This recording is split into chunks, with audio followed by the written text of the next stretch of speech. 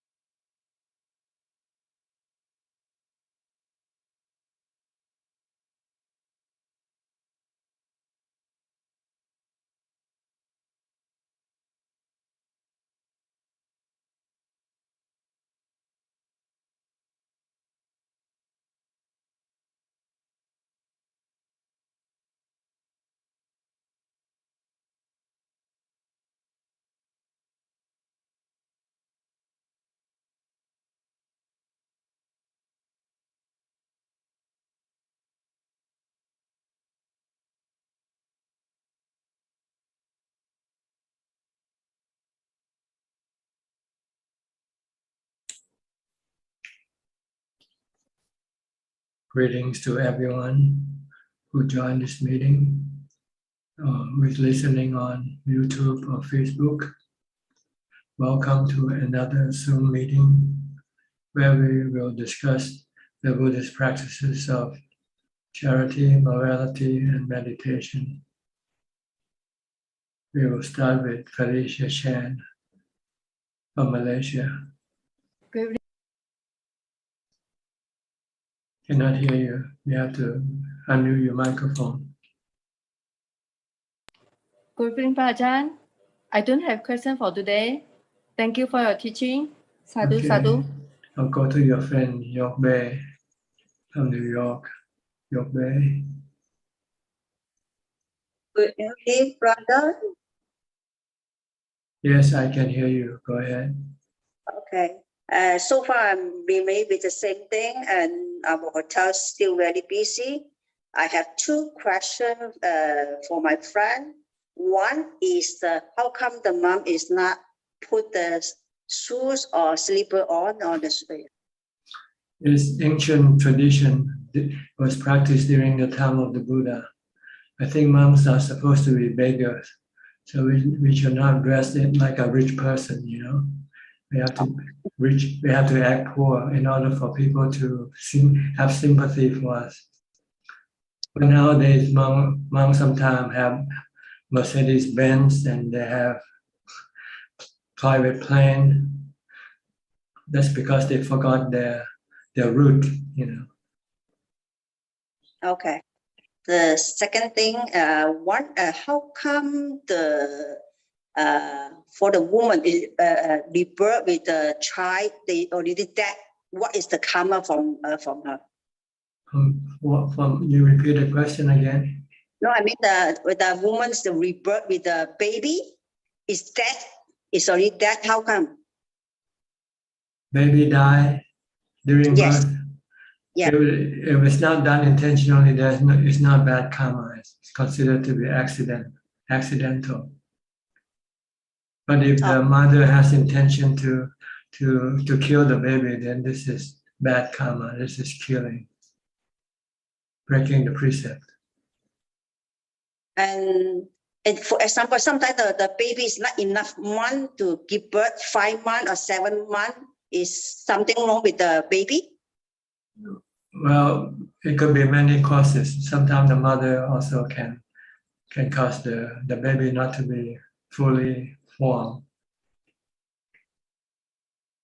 Okay, thank you. There's 2 questions I have. Thank you. Sadhu, okay. Next, Kokseng from Malaysia or Singapore, forgot. Yeah. Good evening, Ajaan from Singapore. I'm happy to attend the meeting to maintain my faith in the Buddha Dhamma Sangha. I have no questions at the moment. Thank you, Ajaan. Okay. Alvin Lee from Malaysia. Good evening, Ajaan. I have no question as well. Thank you. Okay. Nanapat from Thailand, Ubon Ratchathani. No question ค่ะท่านอาจารย์ just listening in ค่ะ Okay. Lillian, long time no see you from Bangkok. What happened to you? Life is back to normal, so I think it's a bit off for Tuesday, but so glad to be back in the meeting again. Okay, good Don't to have see any you. questions, but since it's Kaupansa, I just want to pledge to spend more time with the Dhamma and meditation as well. But Hopefully, you have to be more specific, not too general, you know. at least 1 hour of meditation per day. Okay, you know, something like that, something tangible, not something vague, you know. Then you are deluding yourself. You pledge yourself vaguely what you're gonna do, you know, because you can wriggle around, right? Right. But if you say you have to meditate one hour a week, then you're stuck with that. Yep. Good, you know. This is called Adhitthana in Buddhism. Adhitthana Barami, one of the 10 perfections.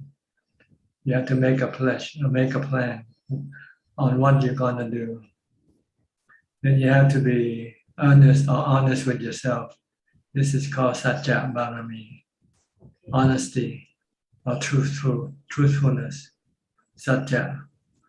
If you just make a pledge and you're not honest or truthful with yourself, you can pretend to forget, you know, and not do what you pledged to do. Yes, correct. So you must have both in order to be able to do what you pledged to do.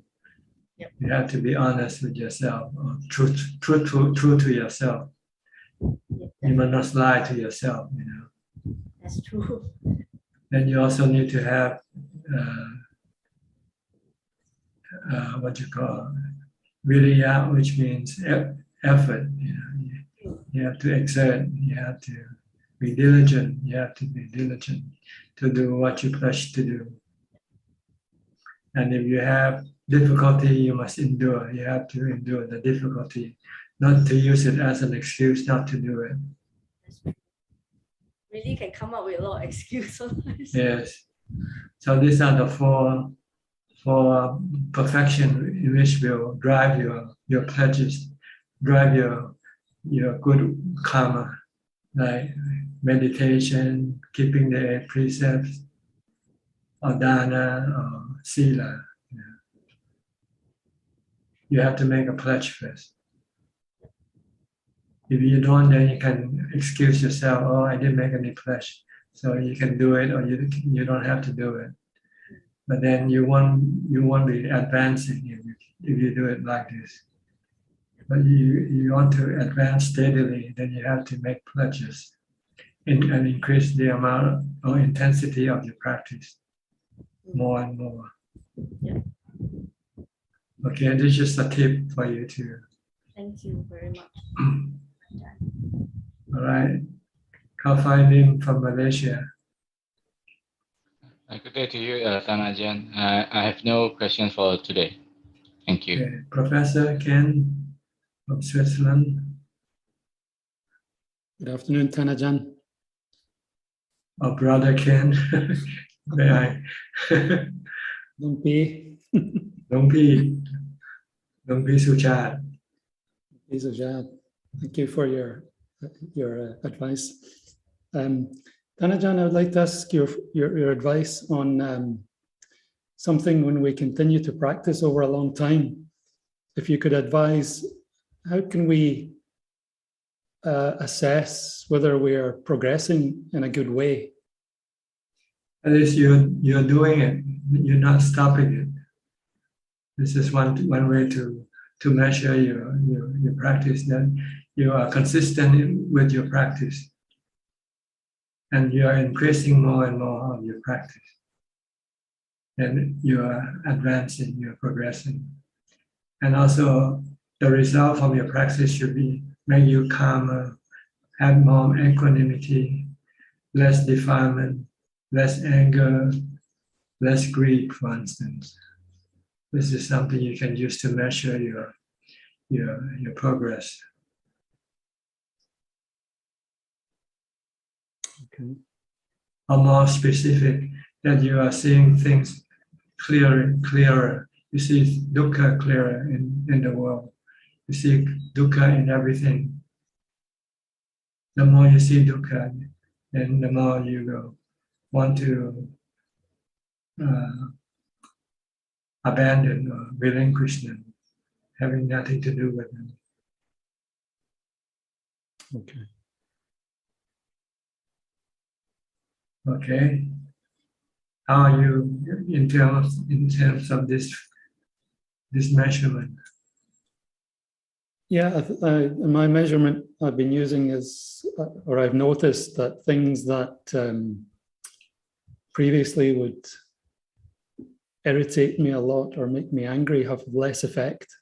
I can accept things more without reacting too much. Don't blame others, blame yourself for being irritated. I think that's one major thing I've turned around. Instead of blaming other people, look for the source in here. Yes. In here.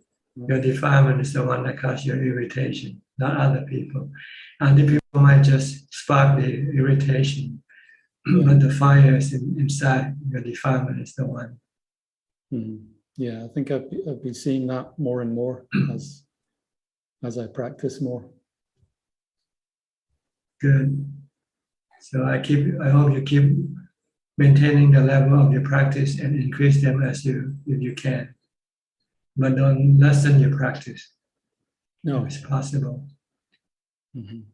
Always pushing it ahead, pushing it for more, until you can do it 100%. Yeah. Okay. Anything else? That's all. Thank you. All right. Alfredo Beca from Brazil, Sao Paulo. Hi, Bante. Sadhu. Sadhu. How are you? It's okay. Good. There's no problem, right? No dukkha. No dukkha. No, in word I have dukkha, but I prefer practice, né, Bante? The word is not so good with me. Other persons have other lives, né? Other kinds of life. It's different. This is a Buddhist life, né, Bante? Buddhist life is different, né, Bante? Or yes, no? It's a peaceful life. Buddhist life is a peaceful, non-violent life.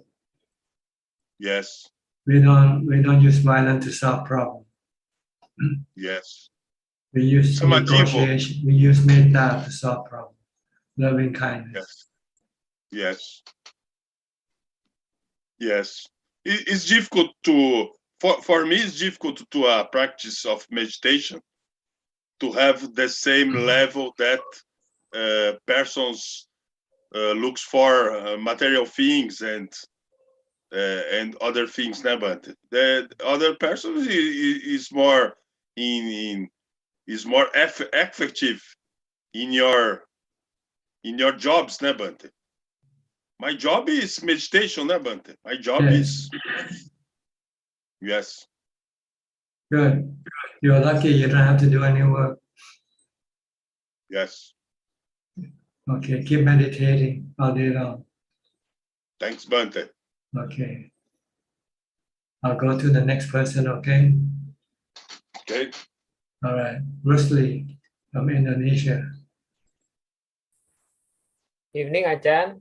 I don't have any question for now. Thank you, Ajahn. Okay. Next, Manilo. Am I correctly pronouncing? Mamio, I'm sorry.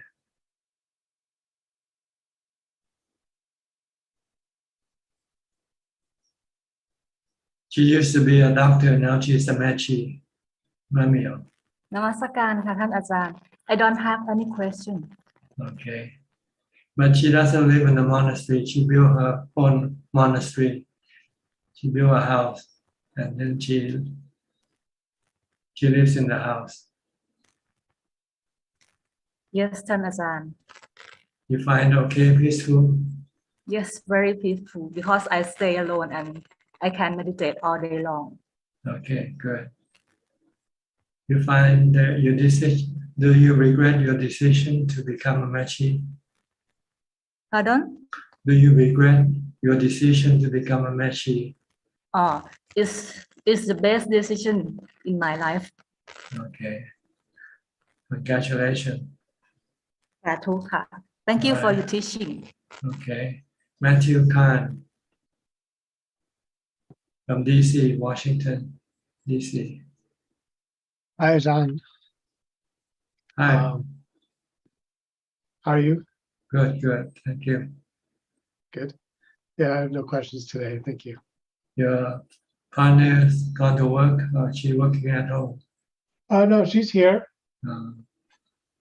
Emily. Yeah, she's right here. Okay. Hi, Ajaan. Hi. Not working today? I'm looking for new work, Looking for actually. new work. I see. Yeah. Okay.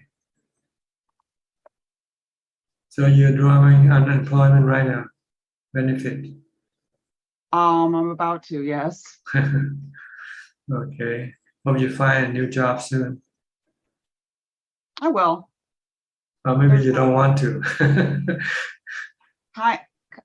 Yeah, that's kind of how I feel. Then you have time to practice. If you don't work, then Yes. you have time to practice. Yes, the job was a lot, and I didn't have a lot of time. So now I have some more space. I quit working and I never went back to work. When I quit my last job. When I take this new job as being a monk, then I don't need to look for any other job anymore. This is probably more fulfilling. Yeah. A lot easier also. Not much to do. Yes, that's correct. Just going on arms round once a day. But the hard work is in fighting with your own defilement. That's the hard work. The physical work is not so hard, but fighting against your craving, that's the most difficult work in the world. If you can beat it, then you have achieved something, something marvelous, something great, to be able to overcome your cravings. So try to do it if you can. Okay? I will. Thank you, Ajaan. All right. You have any question, Matt? No questions right now.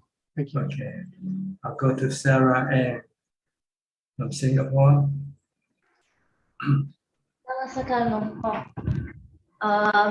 I just came back. Actually, 2 weeks ago, I came back from Thailand. I tried to find a monastery and to have a place to practice together. Actually, not really to practice together, but kind of like have a community. But it was very tough. I think I'm so used to the comfort of Singapore.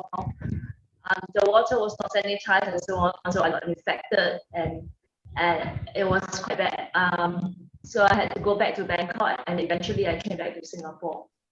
So yeah, this is what I just find that taking care of the body to a certain extent may be necessary for certain people, I'm not sure. But this afternoon I heard your Thai talk. You were saying about like people look for things, they buy shoes, they buy clothes, and it's never enough. So I just don't know the kind of balance that is required. Well, you ask yourself if it is necessary to have them or not. Can you live without them? If you can live without them, then you should have them. Just have only the essential, what you really need. Anything more than that, then if you don't need it, then don't buy it. Give your money to charity. You get better result from spending money on charity than spending on yourself. Because by spending on yourself, it's never enough. You want to spend more and more. But you spend on charity, you stop spending very quickly. And Ajahn, one thing that you said about, because I didn't really do a lot of dana this time in Thailand. Suddenly, I still have a lot of my mental burden that I'm staying there for free, and I'm just eating the food that the monks eat. Suddenly, I still have this kind of burden, and then the infection wouldn't go away for a long time because I think I was fighting a lot. In the mind, I was like, okay, I will just hang on. I just want to do merits here. I just want to practice here. But then the infection get worse. And then when I changed my mind, I said, okay, I will give up. I will go back to Singapore. And then suddenly the wounds just dry up. And then I was like, okay, now I'm okay already. Now I continue to stay in Thailand. And then another infection came up. So I don't know, is it because of this mental stress that I was causing conflict in myself that is making me unable to stay in the temple? Probably because your mind is still being driven by your cravings. So you cannot stay put. You have to do something, go somewhere.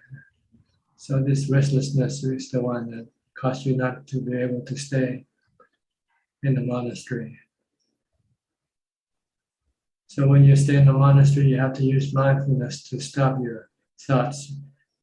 Because if you can stop your thought, then you can stop your cravings. And your mind will become calm and content and happy. That's the purpose of going to a monastery, to meditate, to practice mindfulness. And if you don't do this, then you beat the purpose of going to the monastery. Useless. If you don't practice, then your mind will be restless, agitated. I try to practice I think I practice a little bit more when I'm there because there's nothing much to do. I kind of like, it's more restrained, but the tension is definitely there. But I remember Ajaan's teaching, once you wake up, just Buddha and stay, give mindfulness. So like when I come back, I don't practice more, like somehow I don't practice more, but I remember this teaching that, okay, now I'm in a comfortable environment. When I wake up, once I wake up, I have to start my sati, my meditation, my mindfulness. That's because you're still attached to your comfort. So when you're living in a discomfort place, you don't have the mind or the energy to do the practice. Because you're worried about the discomfort around you more. So it disturbs you. So in order to practice, you have to teach or adapt yourself to the discomfort. Because usually places of discomfort are more conducive for your meditation than places of comfort. Because places of comfort can make you lazy, make you complacent, not alert. But if you live in a discomfort place, then in this discomfort will constantly stirring your mindfulness. You have to be mindful in order to be able to live with the discomfort. That's why we go to discomfort places to use it as the means of pushing our mindfulness practice. Okay.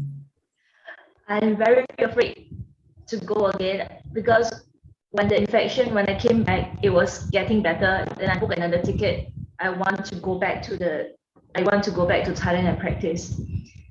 But I was so afraid. Maybe it was like what Ajahn just said, is the attachment and the restlessness. I actually missed the flight because I was so afraid to go back to the environment. So what should I do the next time, Ajahn? Well, you should practice at home first by reducing the amount of comfort in your home. Instead of turning the air conditioner on, maybe leave it off. Instead of sleeping on the bed, sleeping on the floor. Instead of eating 3 meals a day, eat only once a day. You can practice this at home first. Get yourself more used to the discomfort. So that when you go to a monastery, then you'll find it's like home. Bring you home in the monastery first before you go to the monastery. Then you don't need to adapt, adjust. But if you live at home, then you go to the monastery, there's a big difference. So there's a big gap for you to adjust, which makes it, hard to do and disrupt your concentration, disrupt your mindfulness practice. So, make your home a monastery first. But I'm very afraid of the gecko, Ajahn. Well, don't use light in your home. Use candle or something. Or use flashlight when you're home so that you're used to the dark. I mean the gecko.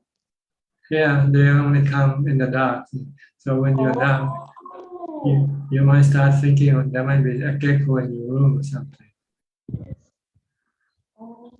But you should use reason.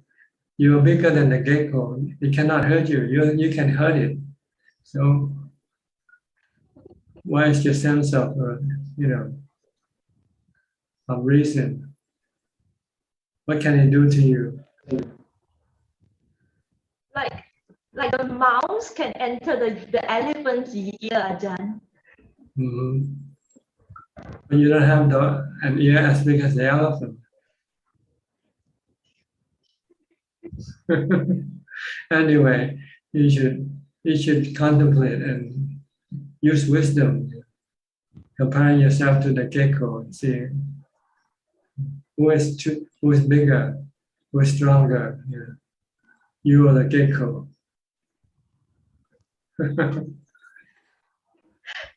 Thank you, Ajahn. Okay, you're welcome. Diana from Wales, I think. Yes, go ahead. Hello, Tanajan. Nice to see you. Good to see you again. I do have one question. We talked last time about prayer, and you said there's no prayer, there's only do. But I like to finish the day with a gratitude practice and then a loving kindness practice. So thinking about people that I want to send loving kindness to. What is that wrong? No, it's not wrong. You want to do it, but loving kindness should be done when you're with the person, not when you're away from the person. See? But just by reminding yourself to do this is okay. But when you actually meet the person, you have to really show loving kindness toward that person. Even if that person makes you angry, you must forgive that person. That's the hard bit, isn't it? That's right. That's why you prefer the easy part. Yeah. To give loving kindness when you're alone, that's easy. But to give loving kindness when you're with someone, that's difficult.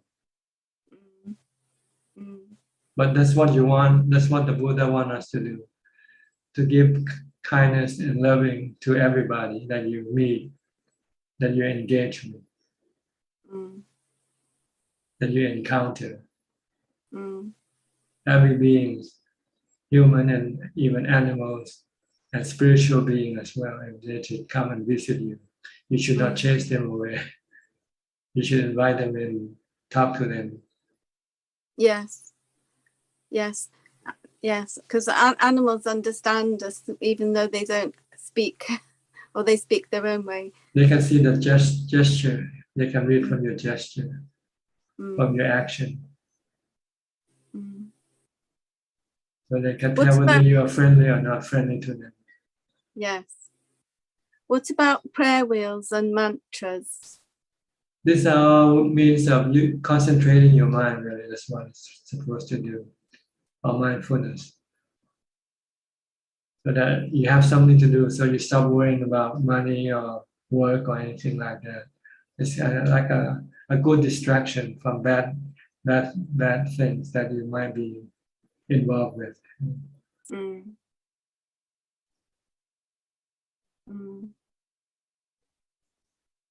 Thank you, Ajaan. There are many ways of developing mindfulness in Buddhism. Chanting, praying, this is also a form of mindfulness practice. Counting the beats, this is also another form. To get your mind away from all your problems or troubles, and concentrate on counting the beats instead. Yes. Yes, I do that one too. And it can calm your mind. Calm your mind. All right? And then we're more loving to other people then. Yeah, when you become calm, then you can be more kind and friendly toward other people. When you're not happy, you cannot be friendly or kind. But when you're happy, when you're calm, then you can be kind and friendly. Thank you. You're welcome. Christine Coe from where? Malaysia? Yes, Ajaan. Good evening. Malaysia, yes, Penang. Any question? Can you hear me? Yeah. Yes, a simple question. Because these few days I have a body discomfort. So when I think back, I just try to get rid of the suffering. Then I try to watch on the suffering, on the pain, but it's hardly to get rid of it. Then I try to view it and then look at it. Then on and off. Then as I was so tired, then I sleep away. Then I was thinking, meditation can overcome the painfulness also, right, Ajaan? Yes. Just keep reciting Bhutto, Bhutto, Bhutto, and don't think about the painfulness of the body. Then the mind will not be affected by the painfulness of the body.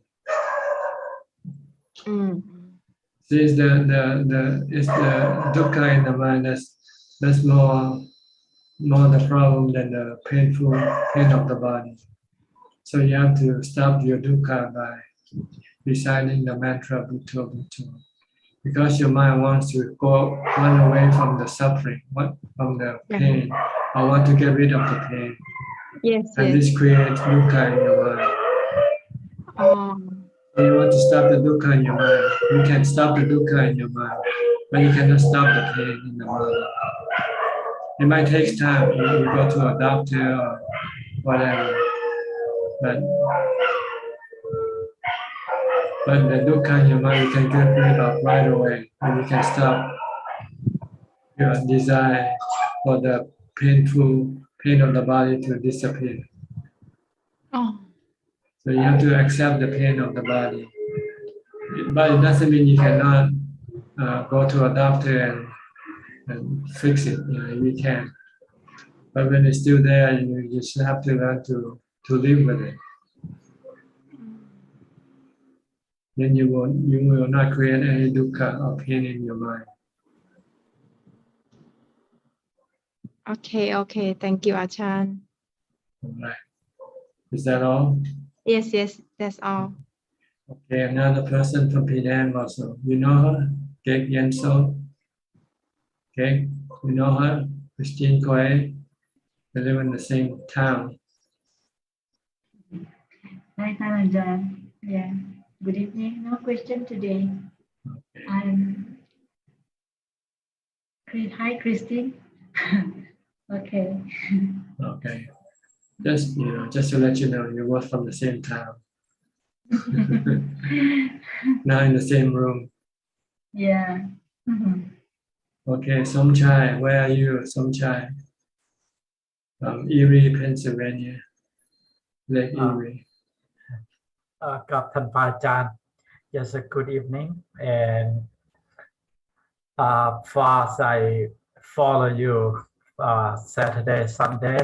Sometimes I miss that, but it's always enjoy, and I learned a lot. Last week I went to the temple, Niagara Falls at the New York, Buffalo, New York. Then it's kind of what we call the celebration on Kalpansa of ceremony. Then Yes. So it's I got some, but just I mean it's not like I can talk to quite a bit, but far away I just like almost 200 miles. I mean 200 kilos, so like a miles, and before I can go and back as well. So anyways, then at pretty good, enjoy, and I go to temple at Pittsburgh and Pennsylvania too. So after that I kind of expand what you're teaching, and then okay. And something I have experience to share about that, because when I lost my debit card, and until morning later I thought I gonna be everything get so mad, but I kind of calm. I give them a call, so they said yes, we are protect them for you. So this is something I have experienced, and so far as it's a kind of pretty good when I follow the 5 and to 8. It's about 8. It's not quite.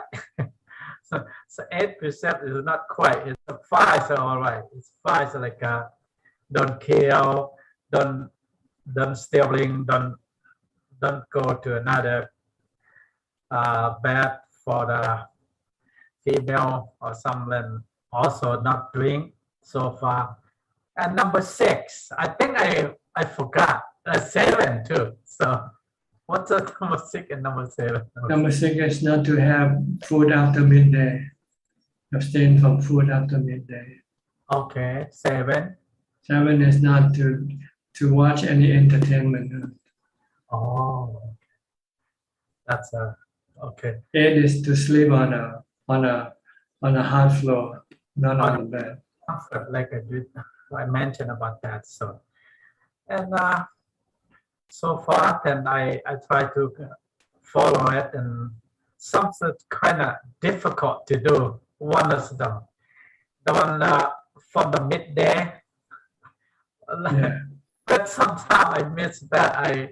So that's I just tell you. So that's I'm not quite very important, but I'm gonna try harder next time. So yeah, it's something that you should strive for.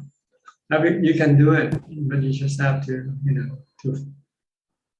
to push yourself. If you don't push yourself, you will not you will not be able to do what you should be doing, which is good for you. Eat less is good for you. Eat more is bad for you. You become overweight, and you get all sorts of disease. yes, sir. Yeah. So far, and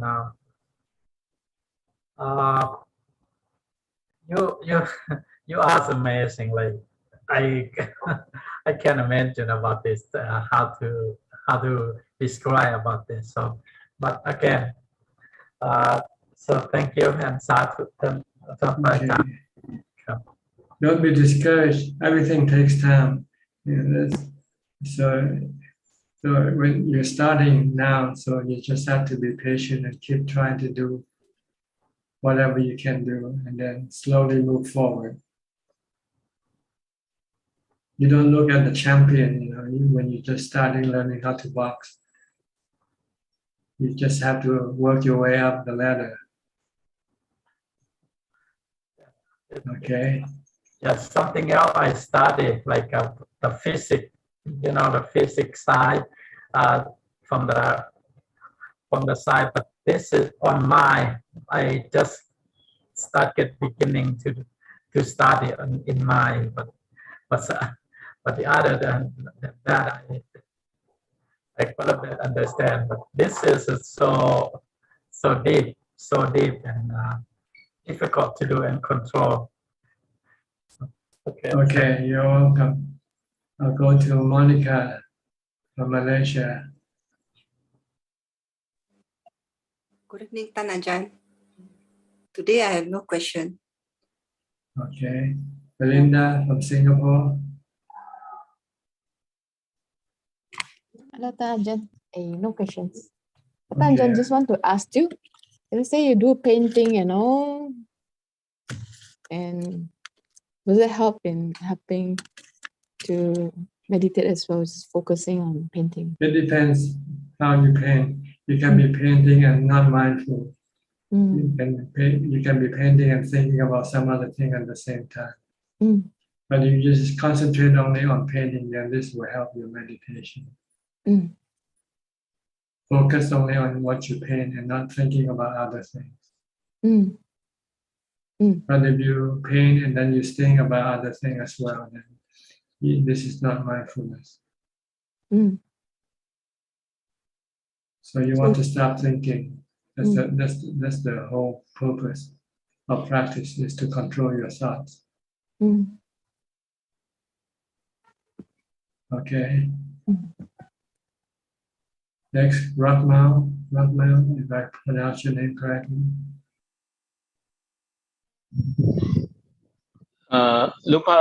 Yes, Rukmal. Rukmal.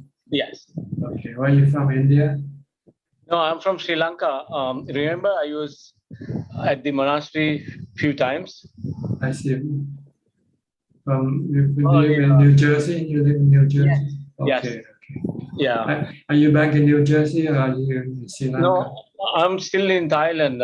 In Thailand. Yes. Yeah. I was thinking last few days. I have a quick question. I was thinking at this point of my life, like whether I should concentrate on dana or more sila and bhavana side. I felt like I mean, giving is good, but like going forward, maybe I should concentrate more on the meditation and the sila. I just want to ask you about it, some advice. It depends on what you can do. See. If you can practice more, keep the precept more, then you can just concentrate on these two practices more than dana. Dana, you can do it all at one time when the time comes. When you decide to become a monk, then you give up everything. Yeah. The giving up everything meaning like giving away everything as a dana, or I mean gradually getting rid of. When you become a monk, you're not supposed to possess anything anymore. Yes. Yeah. I mean, I'm not yet ready for that, of course, but eventually that's my goal. So you have to make sure that your dana practices doesn't interfere with your meditation practice. Yes, Lumpa. Yes. Yeah. It should be supporting your meditation practice.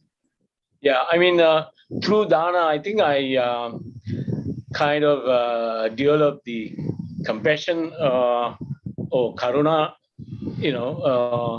so it kind of helped through my meditation as well. It does. It helps to calm your mind. Yes, yeah. So I think going forward, I should concentrate more on the meditation than doing like community services, community work. Like that's right. If you want to do dana, do it in such a way that doesn't take too much time, like writing a check, yes, $1 million, and that's it. And then you can spend all your time meditating. Yes, yes. So the giving dana wouldn't, take you anywhere. I think through the meditation, you can enter the stream and then go step by step. Some people, are distracted by their dana practice, away from what their main practice should be, meditation. Yes. So they spend more time on, like you say, community service, for instance, in which this will take time, see? And time is what you don't have. If you practice meditation, you need to have the time. If you spend time on services, then you won't have the time to meditate. So it's better to hire someone to do the services for you if you can afford it. Yeah. Give the money to the community and let them manage their own services, and then you can then go meditate.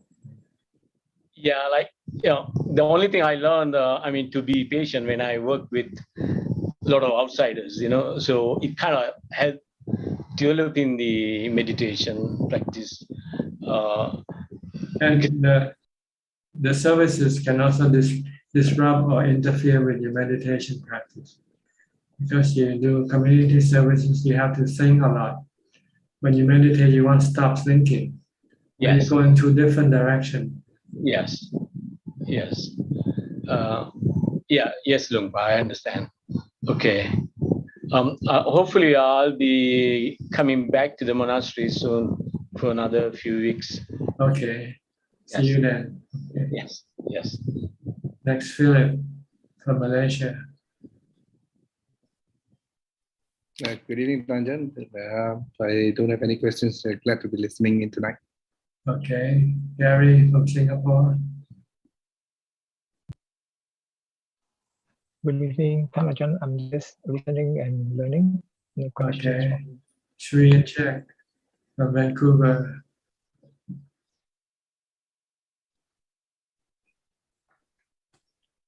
Hello, Ajaan. Anything? Any comment or any question? Ajaan, just quick questions. When you become a monk, do you need to learn how to chant? Well, in Thailand, there's some basic chanting that you should know, because you have to do the Anumodana chant, things like that. Or when you ordain, you have to do the ordination chant. And then as a new monk, usually you are mandated to attend the morning and evening chanting. So this is something that you will have to do, unless you go to a monastery where they don't have any chanting. Like at Pavanta, we don't have morning or evening chanting. We don't have morning or evening gathering to chant. Dr. Mahabua stressed on the practice of seclusion and meditation. So you don't need to do any chanting at all. It depends on the temple or the monastery you ordain and stay in. Most monasteries usually require that you attend the morning and evening chanting. And as monk, sometimes you get an invitation to go bless people's houses. So you have to know the blessing chant for the invitation. Unless you can avoid, or you can excuse yourself not to go to this invitation. But sometimes you cannot if you live in the monastery where they do this thing. So you have to choose the type of monastery before you decide to ordain. A lot of Thai monastery is stressed on chanting and studying the scriptures. Very few, only the Thai forest tradition that don't stress this thing. They only stress the practice of sila, samadhi, and panya, and the Dhammatalk practice. Eating in the bowl, eating once a day, Vindabhata. Very few temples or monastery in the Thai forest tradition. So you have to search,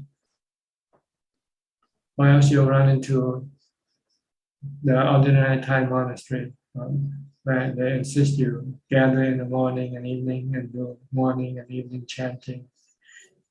And sometimes they have ceremony in which you have to do some more chant. And if you're invited to people's house, you have to chant for the people that invite you before they give you food. Okay. So you have to know what you want to do, and then look for the particular monastery that will suit your purpose. Like me, when I first started, before I ordained, I was fortunate to run into a small booklet called A Guide to Meditation Monastery in Thailand. It was collected by one of the American monks. He ordained back in he disrobed now, living back in the States. But he gathered this information. He went to all maybe 40 or 50 monasteries throughout Thailand. And then he indicate each individual monastery, what type of food, good or bad, what kind of teachers, and what kind of accommodation. Things like. You can still search for the book if you like in the internet. Guide to Thailand Monastery or some meditation monastery. Then they'll tell you all the info that you need to know. Just in case if you want. Huh? Is it Jack Confield? Yes, Jack Confield. I think he wrote that book. He's very well known. Yeah. I think he lives in Massachusetts now. And he ran a meditation center or something.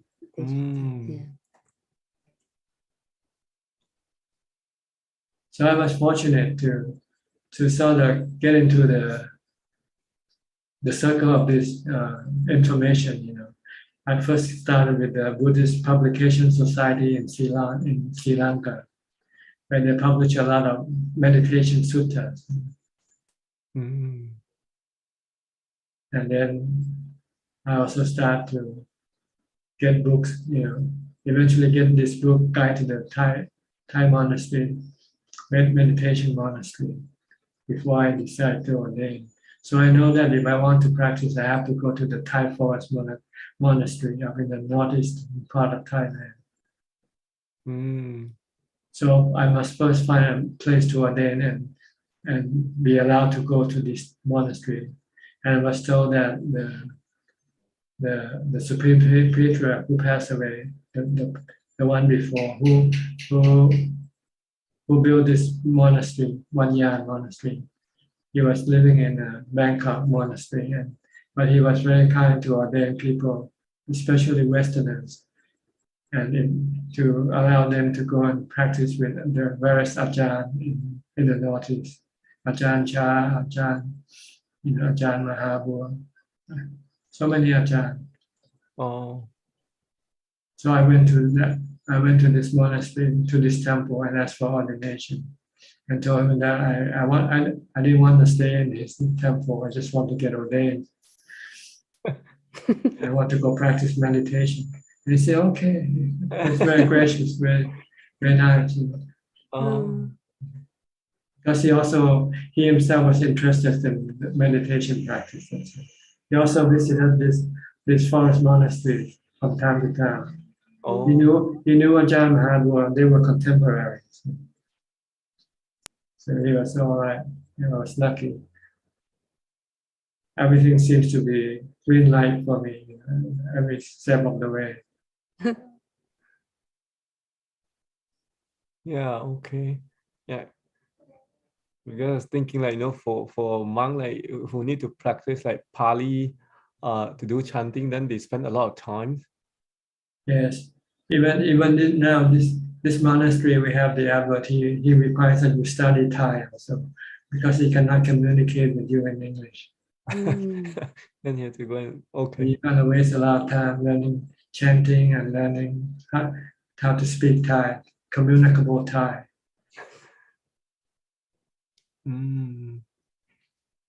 So he's actually erecting obstacles to the path that's supporting the path. But he doesn't realize that. He thought you have to study the scripture, you have to know the chanting. How can you not if you're a monk, Because he never practiced himself, he only studied and chant. So I thought that's what everybody should be doing. So it's very difficult for people to come here and ordain and practice, unfortunately. Oh. This only happened recently with the new abbot. Before that, it was the Supreme Patriarch who was the abbot. So he supported the meditation practice.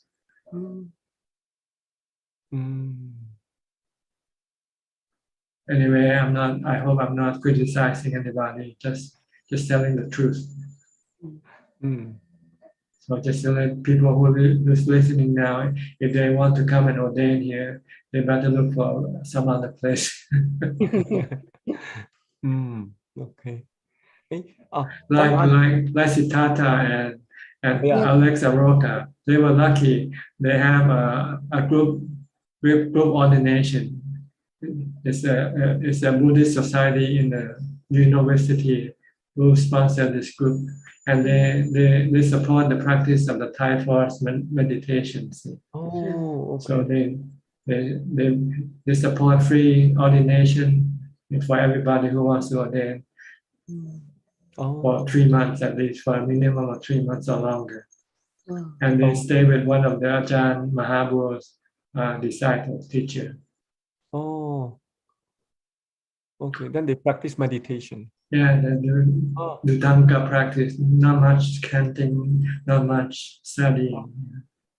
Just some of the basic things that you need to know, like the 227 precepts. This is something you need to know as a monk. But almost you almost don't need to know all of them, really, because most of them are already outdated. Or you need to know just maybe 20 or so precepts that you should know. But the rest of them is more like etiquette, how monks should behave, how monks should eat, how monks should walk, and all this sort of things. They are more etiquette than they are precepts.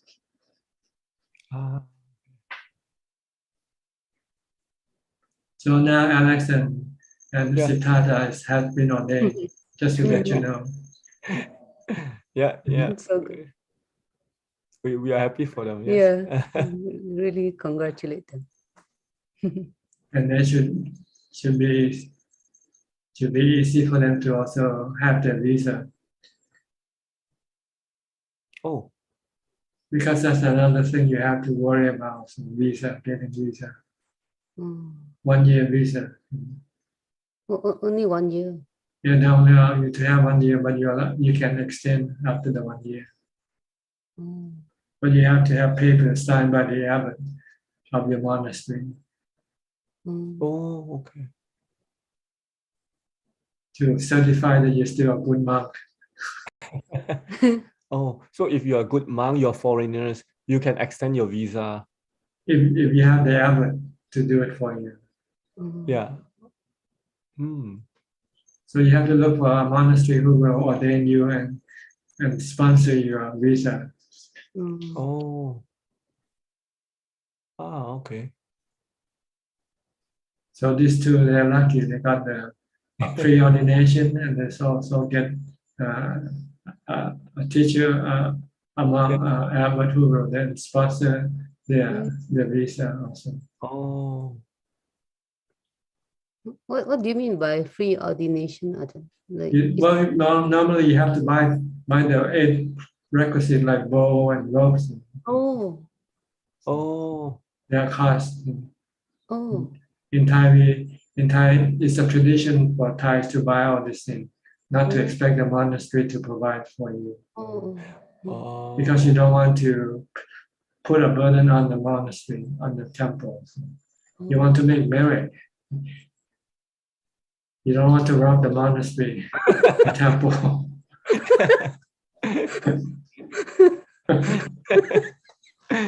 Oh, Foreigners they thought that the monastery was the temple supposed to provide all these things for them. They don't have to do anything. Most foreigners don't do any dana. They haven't taught how to do dana. They thought everything is free in the temple. But it's the other way around. All Thais who go to the monastery or temple know they have to donate to support the monastery. Okay.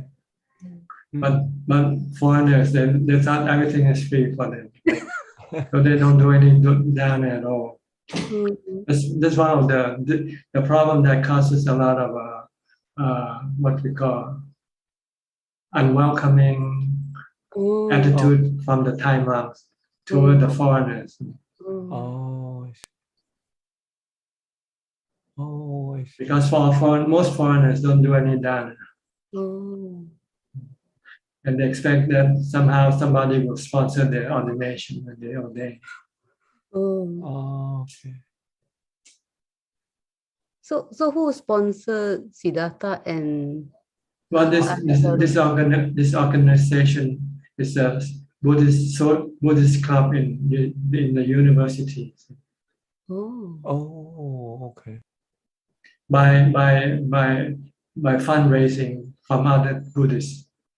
There are lots of Buddhists who like to support people who ordain also in Thailand.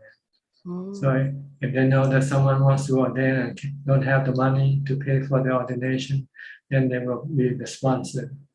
I think this is making good merit, making lots of merits.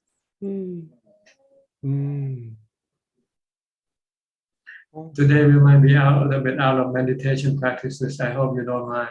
If anybody complain or say, let me know so we can stop this conversation. But maybe this is something you don't know. Maybe it's something. Yeah, it's really something we don't know. Yeah. It's good to know. Yeah. And maybe this is something people are afraid to talk about. But I'm not afraid. I think it's if you're telling the truth, why should you be afraid, right? Right. Yeah. But sometimes, this thing about political correctness. Yes. This is probably one of them. You're not supposed to say something like this. Yeah, but I think it's good to know. And then this is I don't know, for me, I think it's good to know. The truth is important. Yeah.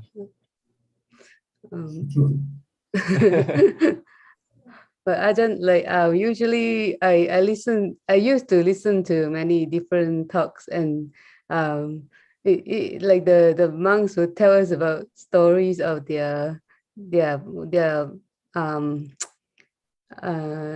like, for example, like they are not used to the food in Thailand, or like some stories are very scary. But I never hear anything like that from you. Like you're always like so after knowing you, I feel a lot less afraid of like being a nun or things like I used to be afraid by those stories. It was like, it's so scary, like the way they describe it. But you never do that. Like you always, for me, your story, I can tell that you really focus on the defilement, like fighting with the defilement instead of focusing on the outside factors. And maybe just one or two, like about the snakes and things like that, but like not like, I guess you don't scare. I don't feel scared after I talk to you or getting to know your path of practice. Yeah, it's hard for me to describe, but I guess you come make me feel like not afraid of the path. Yeah. The delusion or ignorance is the cause of fear. Once you know the truth, then there's nothing to fear. Yeah.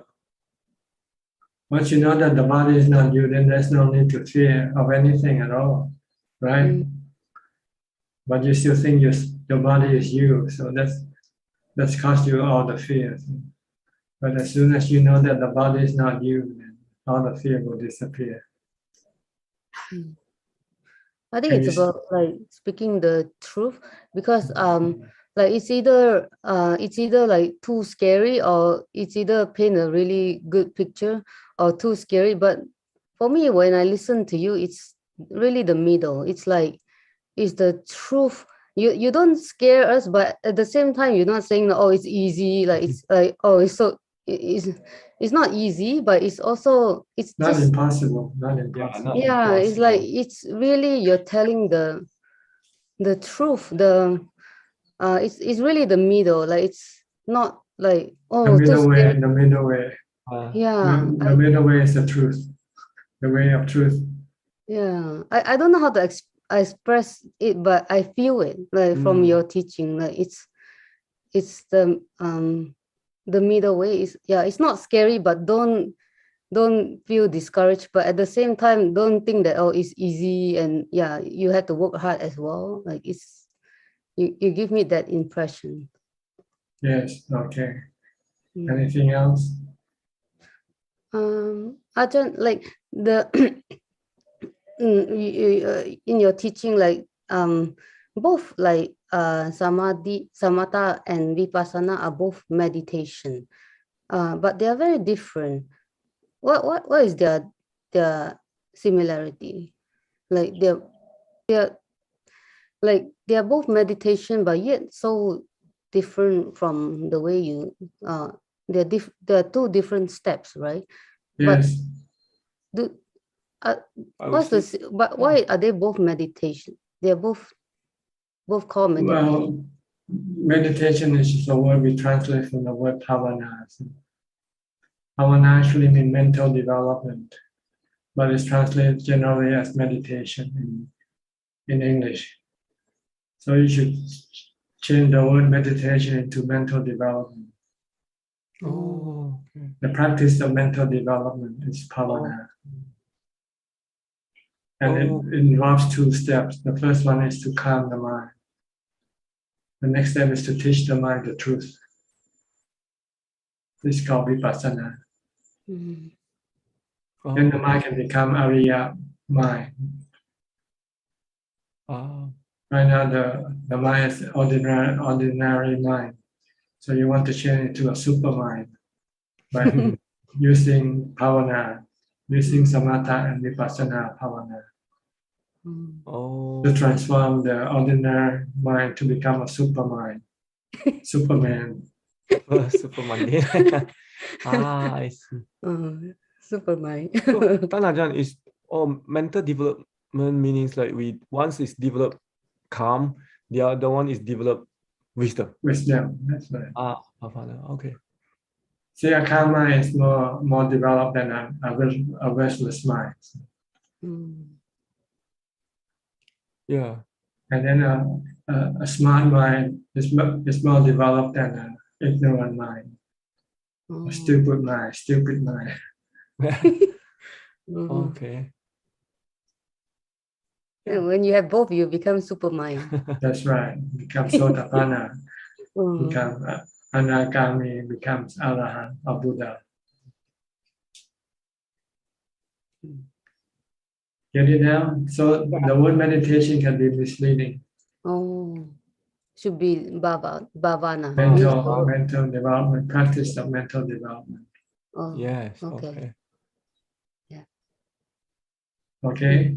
Yeah, Thank you, you. Ajahn. All right.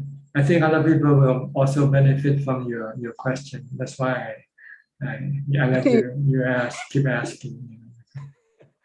Because sometimes people don't ask any question, but you tend to ask a lot more. Okay. Thank you, Ajahn. Next, I think it's Evie now, right? Evie, you from Indonesia. Still the same Evie, right? Oh, super Evie now. Ya, Ajahn, nama budaya. Ajahn, I don't care about Ajahn tell about ordination. I wish I can be ordained one day, but not Yes. now. Lah. Maybe one day. One When day my is a long parents, way. One day is a long way away. when my parents die, when my When mother-in-law, everybody father-in-law die, When everybody die. yeah, husband die, and my child grows up, become adult, and I can be a monk, be By a the time nun. you become too old to become a monk or a nun. And when I get old, is the monastery No, still you have to want be to able to. accept? You have to be able to support yourself.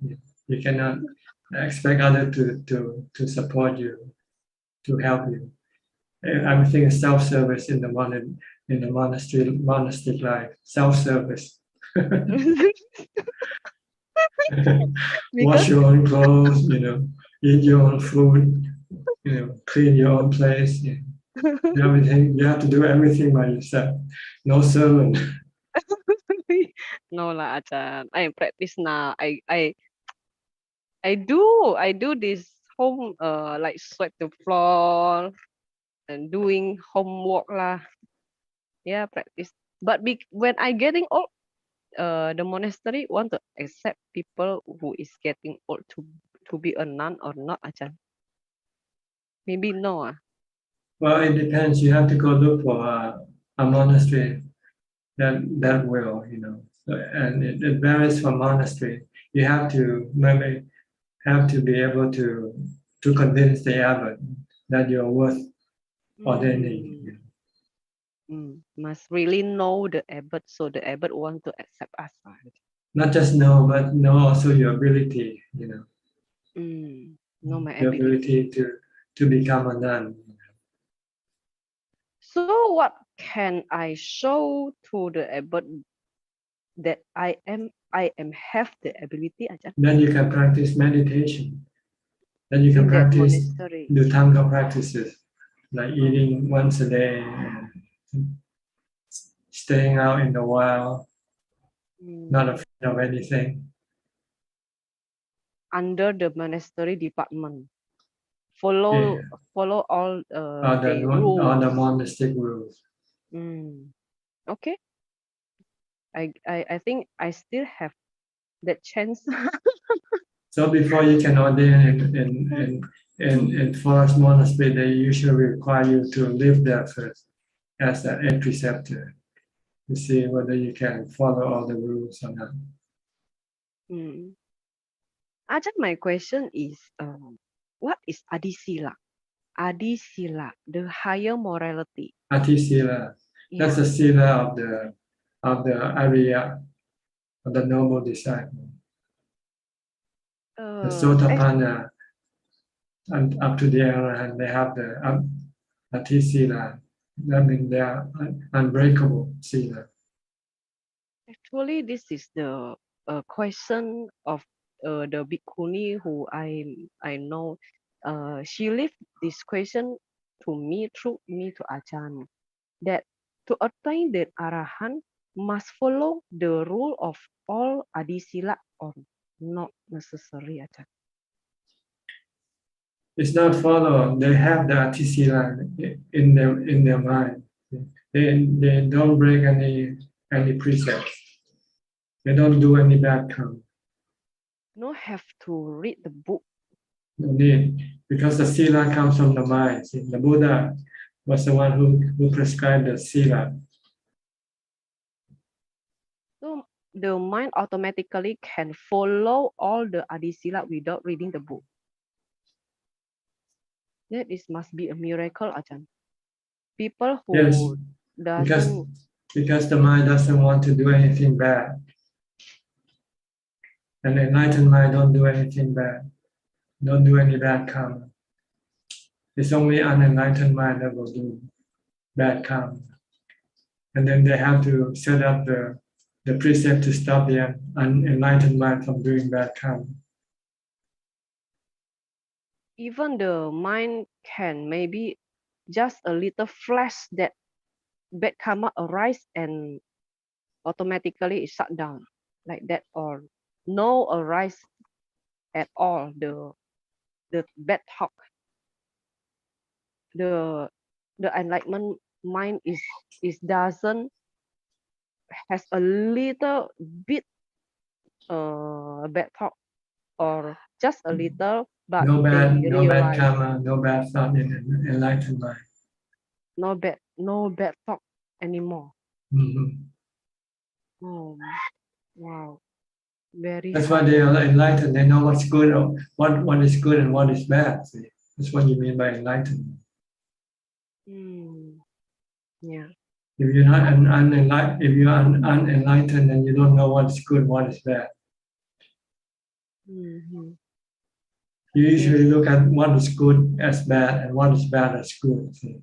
Like people drinking, they think this is good. Yeah. Gambling, they think this is good. So what should I answer to this Bhikkhuni Ajahn about this question? I just told you.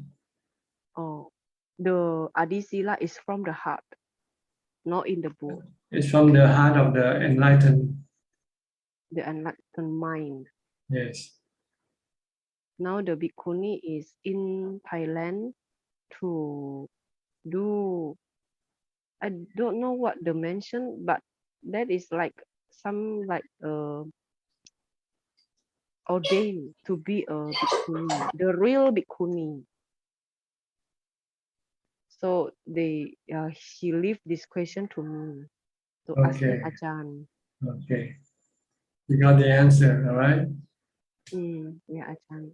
And I have one question again, Ajahn. Can I ask you? Okay. I have nimitta again, Ajahn. Again, don't worry about them. Don't pay attention to them. They are all Maya. You know Maya? They're illusion. They're not real. They're useless. Don't pay attention to them. But I want to tell this nimitta to Ajahn and asking also. I don't want to listen. It's a waste of time. Okay. The point is, this nimitta show me that the busy and sadness and loneliness in meditation is called dukkha. But in real life, I feel that is not dukkha, this is natural. Is this the ignorance? If you don't see dukkha in everything, then this is ignorance. I see the dukkha in that nimitta. Oh, this is dukkha. But in real life, I walking, I busy. I don't feel this is dukkha. I just, this is natural. Because you don't have wisdom, so you don't see it as dukkha. No wisdom, so we see this as dukkha. So you see it as natural. So if you have wisdom, you see it as dukkha, not natural. Yeah, but in meditation, I see this as dukkha. Is this wisdom, Ajahn? I don't know. You have to come out, and if it's wisdom, then it has to be wisdom all the time, not just sometimes wisdom and sometimes ignorance. Then in real life, you have to see it as wisdom also. It's useless to see things in meditation, and then when you're in real life, you don't see it anymore. Yeah, I see in meditation, this is dukkha, but in normal life, I don't see dukkha anymore. So you have to transfer it from your meditation to real life. This is me, the nimitta teach me to know what is dukkha. That's right, and you don't use it.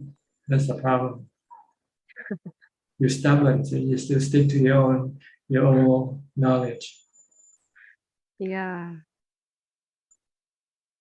Okay. Okay, Ajahn.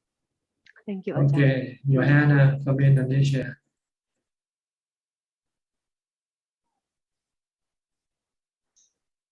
Good evening, Ajahn. Can you hear me? Yes, can hear you. Okay. Yeah, good. I don't have any question today. Thank you so much for your teaching, Ajahn. Okay. I think we'll go to Facebook now because everybody has a chance to ask questions. Do we have any questions from Facebook? Yes, we have tonight about 12 questions. The first question is from Tucci. Hello, Sayadaw. May I ask a question? Why are only 3 taints mentioned in the Sapawa Sutta? Sapasava Sutta. Oh, I don't know. Maybe just that's all the time they have to mention, I guess. I don't know. Don't worry about how many. You know, just take what they give, and that's better that way. The second question is from Lisa Tan. Namaskar, Ajahn. Can we drink plain coconut water after midday when we have atasila? No, because you cannot drink the juice of fruit that is bigger than your fist, the size of your fist. So coconut is bigger than the size of your fist. So you cannot drink the juice of the coconut. And the other question from Lisan is, after Bindabata, other foods in the bowl mixed together? It's up to you, individual mom. Sometimes you put all the food in the bowl, but you might not mix them if you like it. There's no rule that forces you to mix all the food in the bowl. But for some people, they find it necessary in order to tame their defilement. The next question is from the Morning Star. Could you please explain more about your answer that dana practice should be supportive to meditation practice? Please explain in detail, especially for lays who practice in solitude in his own place by himself. Thank you very much. Well, if you give away all your money, then you won't have any problem, any worry about your money anymore. Then your mind can concentrate on your meditation practice fully. But if you still have money, then you still worry about how to take care, how to manage the money. So this can disturb your meditation practice. But when you have no money, then you won't have anything to disturb when you meditate. The next question is from Pauline Soon. Can the achievement of Nibbana be told? Be told? What be told. Can you tell him about it? Can it be explained? Yes, Nibbana means there's no defilement, pure mind. The mind is pure from defilement. It's called Nibbana. The next question is also from Pauline Soon. Can Ajahn talk about spiritual practice? We are talking about spiritual practice when we talk about meditation. This is all spiritual. It's not physical. Mindfulness, samadhi, wisdom, this is all spiritual practices. The next question is from Lee Santan. Can monks select the foods that he only wants to eat at Wat Yan? Thank you. If it's given to you, then you can choose the food that's given to you. But you cannot just go around and ask people, I want this type of food and I don't want that type of food. You cannot do that. But if people give you many different type of food, then you can select whatever type of food you want to eat. The next question is from Chi Chi Tang. The question came in Thai, and so we're going to translate it. And she would like you to explain about your teaching, which was on Sunday, the last year of your life in English, because her husband is a Vietnamese and he couldn't speak Thai, so he couldn't understand that lesson. And he has a very serious liver disease, a final stage. So he would like to hear that in English. Well, if you know you're gonna die, then you must teach your mind that the body is not you, and that the body is subjected to death, subjected to sickness. Everybody is the same. Once you are born, your body will be subjected to aging, sickness, and death. Nobody can stop it. And another thing you have to know about the body is that you are not the body. You are the mind who uses the body. You are the user of the body. Now you are the user of the telephone. You and the telephone are two separate things. So when something happens to the telephone, it doesn't happen to the user. So you have to know this and separate your mind from your body by meditation. You have to meditate, concentrate, watching your breath, sitting and watching your breath to separate your mind from your body. When your mind stops thinking, then your mind and the body will be separated. Then you can see that the two are different. And then you can then change your attitude toward the body. Instead of thinking it is you, then you say it's not me. So once it's not you, then you have no worry about the body, whether it's gonna die or not. Okay. The last three questions are from Pauline Soon. The first one is it the mind that has been coming from the past? Can Thanajan explain, please? No, the mind is the mind, and it travels through time. You know, the mind exists for a long period of time. It's the same mind. The old mind or the new mind is the same mind. What changes is the body. You keep changing the new body, but the mind is still the old mind. When this body dies, you'll get a new body. So you become somebody else. If you're born in America, then you'll be an American. If you're born in Japan, you'll become a Japanese. But you're still the same mind. The mind that hates and likes. The mind that still have greed, hate, and delusion, the same mind. The next question is, how do we dissolve the personal I, mine, and me that is planted in our mind? You have to meditate to stop your mind from thinking. When your mind stops thinking, then the thought of me, of I, me, and myself will disappear temporarily.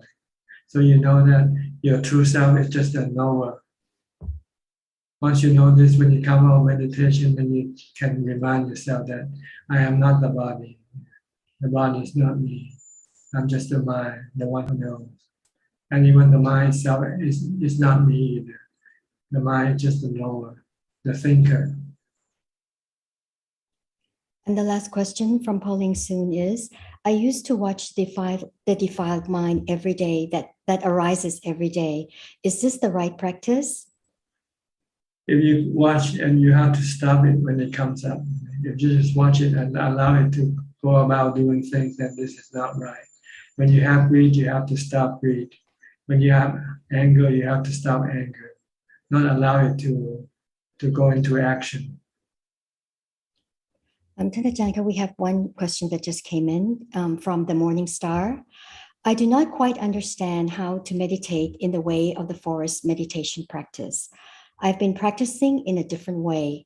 According to Ajaan Suchart's practice last Wednesday, when she experienced pain, she was aware of the painful sensation instead of chanting Putto, and pain was disappeared.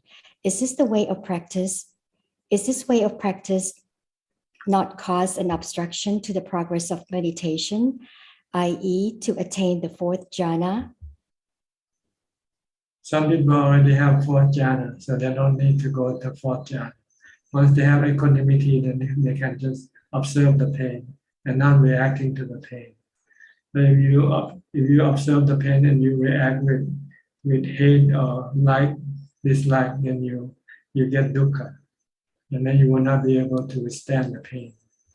But if you can observe or watch the pain without any emotion, like or dislike, then you will have no dukkha. That is all for now. Okay. Anybody in the room would like to ask more questions? You are welcome. Just raise your hand. We have a newcomer, Buddhika. Oh, Buddhika, I'm sorry, I didn't see you. Buddhika, Where are you from? I'm from Sri Lanka. Okay. Can I help you? Yes, during my meditation practice, I go into short samadhi. Go ahead. Then outside voices getting reduced, frequency getting reduced and increases during going into samadhi and come out of the samadhi. So what is your question? Is it anicca? What it is? Going into samadhi and coming out of samadhi? Yeah. Well, you cannot stay in samadhi all the time. Yes. So after a while, you have to come out of samadhi. Then if you want, then you have to go back inside again. You run out of mindfulness. Your mindfulness will let you stay in samadhi briefly, temporarily. And when your mindfulness weakens, then your defilement will push the mind out of samadhi. Then you have to develop more mindfulness to bring the mind back into samadhi again. Okay, thank you. All right. So keep developing more mindfulness. When you come out, when you come out of samadhi, you have to maintain mindfulness. Develop more mindfulness. Stay mindful. Stop thinking, and then when you meditate, you can then go back into samadhi again. Is it anicca? Is it what? Anicca. Anicca. Impermanence. Yes, anicca. Yes, samadhi can be considered anicca. It's temporary. How to go into equanimity from that stage? How to what? Go into equanimity Go into equanimity by from that stage. having mindfulness. When you go into samadhi, you get equanimity. Oh, Okay. All right. Anyone else? Raise your hand. Evie again. Okay, Evie. I always asking question, Ajahn, in this room. Ajahn, does someone who has died immediately get a new body? Is being born as a ghost or deva is called a new body, even though the physical body is not visible? Well, it depends on your definition of a body. If you say physical body, then you have to either have a human or animal body. If no physical body, then it's spiritual body, because spiritual being, then you can become a ghost or a deva, depend on your good or bad karma. So the deva and ghost is mentioned the body too, yeah. Ajahn. It depends on your definition of the word body, I think. So you just have to be clear on what you're talking about. That's all. Because in my imagination that someone who died, he doesn't get the new body in the short time, maybe waiting for 100 years or so many years to get the new body to be a animal or human. That is not right, Ajahn? It's not true with everybody. Yeah, somebody can get a new body very quickly. That's why we have some young children who can remember their past life, because they just recently been dead and they're reborn and happen to be reborn near where they used to live, or something. So they can identify their old houses and things like that. But this is exceptional case, I think. But generally, everybody will takes time to get a new body. At least it takes 9 months to be born. You have to be in the womb for 9 months before you can. And it takes years before you can grow up and know who you are, what you are. So it takes a while. By that time, you forget your past life already. Yeah, I think all people is forget their past life. So maybe so little chance to remember the past life. It's useless That's the to remember past life. It doesn't matter. What matters is now, what you do with your life now. Okay. Don't worry about your past life. Don't worry about your future life. Worry about now. How you're gonna get rid of the dukkha. That's all you have to worry about. So doesn't immediately get a new body, Ajahn? No. All people get immediately. I think I don't want to waste time with this question anymore. Okay, it's wasting time. Like I said, just concentrate on how to get rid of your dukkha. That's all you have to do. And one question again, Ajahn often say sacrifice your money for fun activity.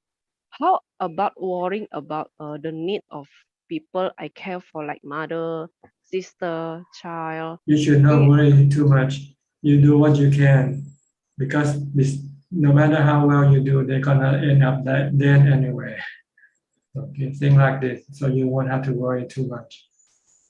If I am too generous in giving funds, of course, it will not be enough for their needs. So this, like, don't care of them. So please give advice for this condition, because many people often refuse to donate for this reason. Maybe the reason is because they don't want to donate. That's the real reason. So they're trying to find an excuse not to donate. That's all. Yeah, small money is including donation. If you want to donate, nothing can stop you from donating. But if you don't want to donate, then that's always excuses. That's a reason for not donating. Okay. Yeah. So I think that's the real reason. You don't want to donate. So you're trying to find reason to justify you're not donating. Because sometimes I asking donation, I feel maybe they don't want, so I don't. You should think donation as giving your mind wealth. Every time you donate, you're getting spiritual wealth. You don't lose anything when you donate money. You just exchange, like you exchange your dollar for Thai baht, for instance. Yeah. You know you're gonna have to exist as a spiritual being one day, and your donation will help you when you become a spiritual being, because then you can use the spiritual money. Your dana will become spiritual money. Is that true? That is money in spiritual money? Yes, that's why you become a deva, not a hungry ghost, because of your dana. Every time you give, you feel full, you have contentment. Every time you breathe, you feel hungry. The more you want, the more you get, the more you want. How about the people who have do dana just for people looking, but in the heart that is so hurt because he or she give too much, but he want to show to people. That's not dana. That's show. That's show off. So that is no. That's not dana. That is real not dana. You don't have to let people know that you give, that you donate. Yeah. That is useless, Ajahn. Useless activity. Yeah. It's acting. It's not real. Acting. Yeah. Okay. Okay, Ajahn. Somebody else, raise your hand.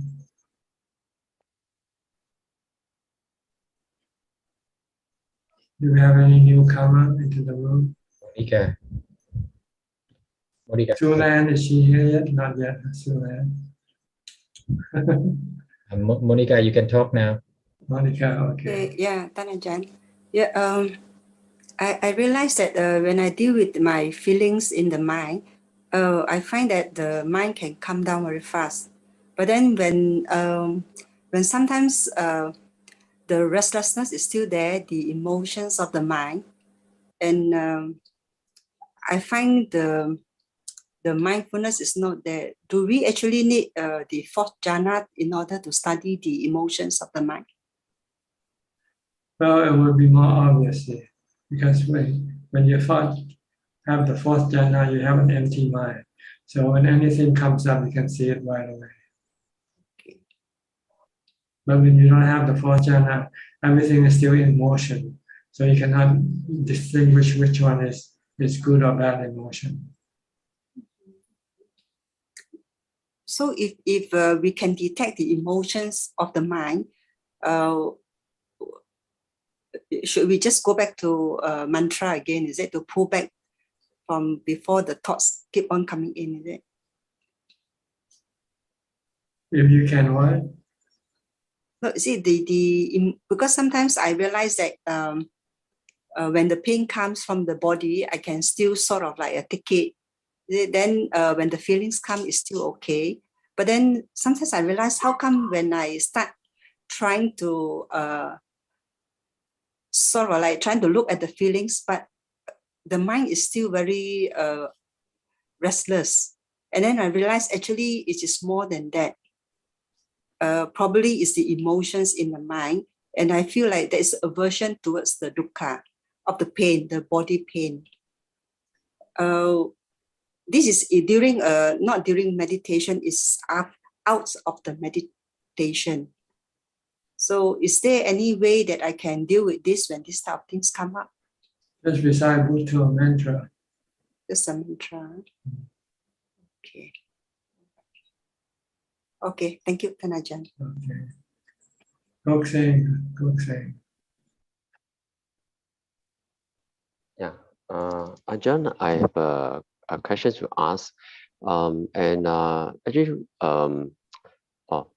sometimes when I try not to ask questions because I feel that all the advice that given by Ajaan I've not been following. For example, you have always advised not to watch YouTube videos because this is considered as essential pressure. But time to time, I'm not able to shake off this habit, and then I still went to watch the YouTube video. So, and this happened on and off. Then after that, I tell myself, okay, I have to restrain myself. Then after that, able to do it. Then after a while, I still find that the pull of the is too enticing. So it becomes like a vicious cycle. Yeah.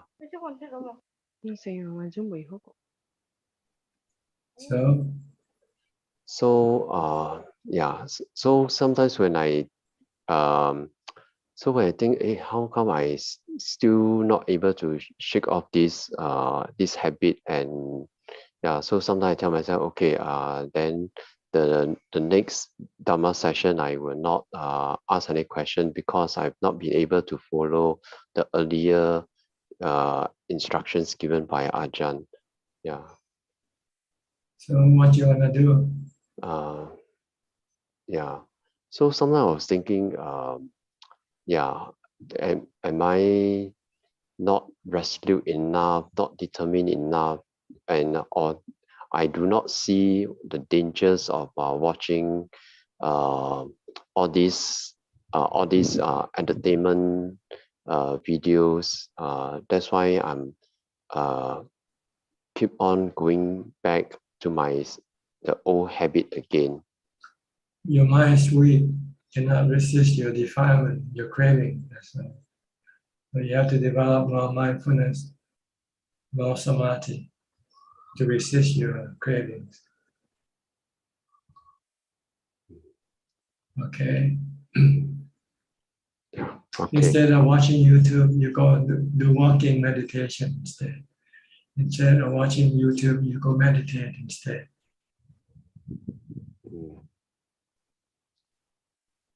Okay, I will try it out. But if your mind is weak, you cannot do that either, right? So the best thing is to get rid of all your YouTube equipment. That's the only way. Then there's no YouTube to watch. You can cut off the electricity in your house and don't use any electricity. Use candle instead.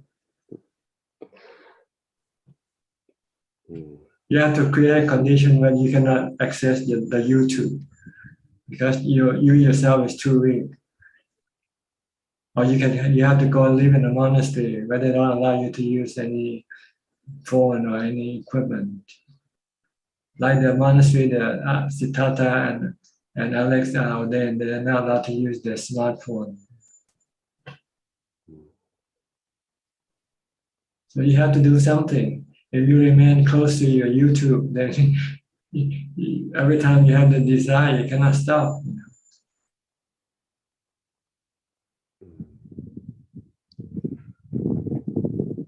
So it's a matter whether you're serious enough or not to stop this watching of YouTube. You get rid of all the equipment that you can access YouTube. Or cut off the power. That runs the YouTube. Or go on the streets, or live somewhere where there's no YouTube to watch. And then try to develop more meditation until your mind becomes strong enough. Then you can come back and live normally. Even if there's YouTube around, you're not interested anymore. Once you kick the habit, then it doesn't matter if you're close to it or not. But if you still have the habit, then you must not stay close to what you are addicted to, because you cannot resist. Okay? Okay, thank you, Ajahn. All right. Somchai, you raise your hand first. Just thank you, Ajahn. I'm not sure what's wrong with your microphone or something. Maybe it's too close or too. Your sound keeps breaking. It's not clear. Oh, Are you using your headphone and I use the what do you use? Which microphone do you use? The computer microphone, or you use the? Yes. Not the one on your ear, not on your earphone. Oh, I wonder why it's a kind of a little difficult for you to listen. Yes. I will adjust later. Okay. So it. Okay, I'm sorry. Try to fix your microphone first, okay? Christine, go ahead. Ajahn, sorry, I have one question. Actually, I read or listened the sutta last time during Lord Buddha's time when he advised, there's people when they have to practice young stage, it's much easy to achieve the achieve the enlightenment instead of practice at old age. So because I would like to advise my parents, my mom to practice more, how do I try to convey this message to her, saying that try not to wasting time, because myself also getting old. So is that how to weigh the benefit while when still young is better to practice instead of keep dragging the time until late old time? Yes, because the older you get, the harder for you to use the body to practice. You get more illness, more sickness, and you're losing a lot more strength as you get older and older. So it's better to practice when you're younger, if it's possible.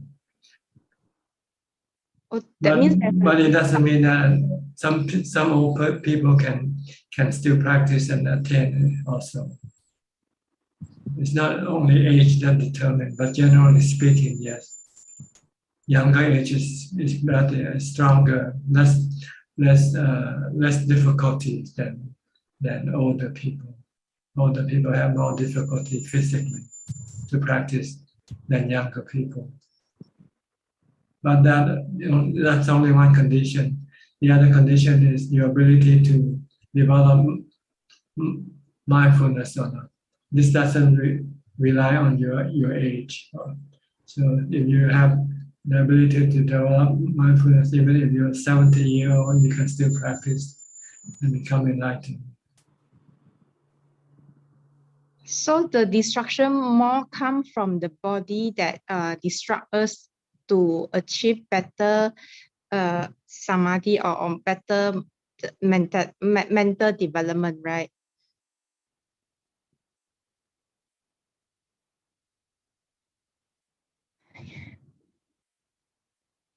No sound, Ajahn, no sound. Body, okay, back now. Yeah. Okay, so it's not just the body, it's also mindfulness, which is the determining factor whether you can practice or not. So you have strong mindfulness even if your body is old. That should not be any problem. But if you are young and you don't have mindfulness, then it takes a lot of time for you to develop mindfulness first. But if you're old and you don't have mindfulness, then it's almost impossible. Yeah, I tend to forget. Okay. Yeah, actually, I see you in the Zoom meeting. I feel that you very, very friendly. And compared to last time I went to your monastery, I saw you in person. I feel I'm very scared. Because I didn't say anything, right? Yeah, you very, very strict. And in the Sala hall, I saw you, then you just wave your hand like have to bow down. Then I'm very scared. In the Zoom room, I feel Ajahn very, very friendly. Thank you, Ajahn. All right, you're welcome. Sulan is here now. Oh, Sulan is in now. Okay, Sulan, almost run out, 10 minutes left. Yeah, hello, Ajahn. Hope you are well. Yeah, sorry I'm late again today. Okay. Yeah. Any question? I have a question. I read that in the Patimokkha that like for because they can only bathe like once every fortnight. So I was just wondering, like this is special circumstances when you have drought and you are not having any water to drink, and you have to preserve water for drinking first. So you don't want to waste the water for washing, for bathing. Oh, okay, I see. Yeah. In India, sometimes they got really bad drought, so they don't have enough water even to drink. So they have to preserve the water for drinking first. Oh, I see. Yeah. So monks are forbid to take to bathe more than every 2 weeks. Oh, okay. Oh, then Ajahn, just feeling curious, like the Patimokkha, like the because the rules are like so many, like how do you like remember each one of them, and like being able to even like explain the context of like why each rule was created, and also why was it necessary? Yeah. Well, you just have to study them and then observe what the other monks are doing. Don't you observe your teacher and just follow what your teacher do and don't do. That's all. Ah, okay. You don't have to study all the rules because some of the rules are no longer applicable anyway. Okay. It was not specific to the time and place. So we just observe more of the more important rules, like the precepts.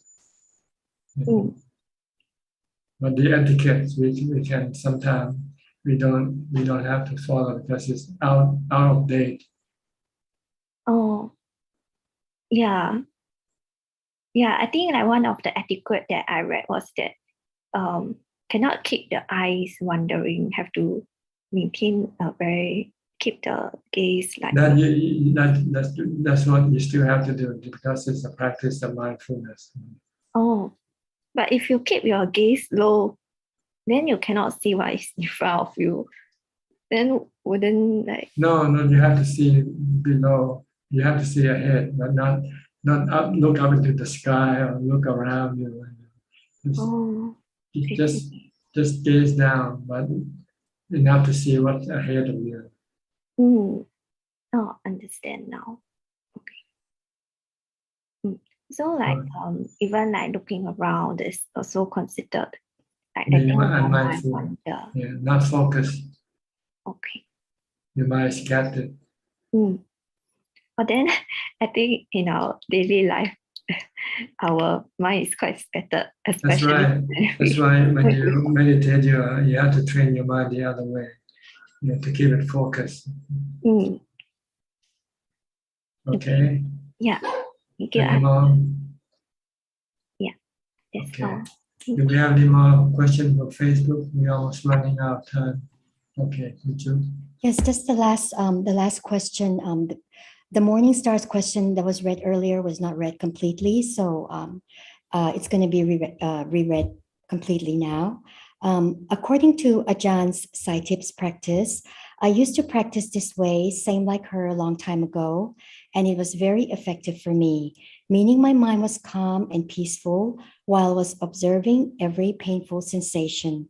It was only bare awareness on the pain without desire for the pain to disappear. I thought that this is the way of mindfulness on Vedana, which is the teaching of the 4 foundation of mindfulness, Vipassana meditation, to see things as they really are, but not the way of practicing concentration meditation, and should be prohibited to do so if one is practicing sitting meditation and follow the forest tradition. This is the case of Ajaan Sai Tip, which implies that even the meditator practice forest meditation, he does not need to only observe breath or chanting something during sitting, but is allowed to be aware of mental phenomena with bare awareness. Is this correct, Ajaan? No, if you want jhana, then you have to watch your breath. But if you don't want jhana, you just want to observe, use vipassana, then you don't have to watch the breath. So it depends on what you want. You want to stop the mind from action, then you have to focus on the breath or some object of concentration like a mantra. But if you just want to observe things as being anicca, dukkha, anatta, then you don't need to watch the breath. You just watch it, whatever that disturb you. Then you have to watch that thing to stop your mind from being disturbed. Watching it as being anicca, dukkha, anatta. Just be merely observing and not be disturbed by what you observe. That's it, Ka. Okay. So 2 different practices, samatha and vipassana. Okay, I think that's about all the time we have for tonight. Thank you very much for your participation. I hope this meeting will help you, make you understand better the practices of meditation or bhavana, and also other things, and help you advance in your practice. In the meantime, please stay safe, stay mindful, keep on practicing, and if all goes well, I'll see you all again at the same time next week. Thank you and goodbye.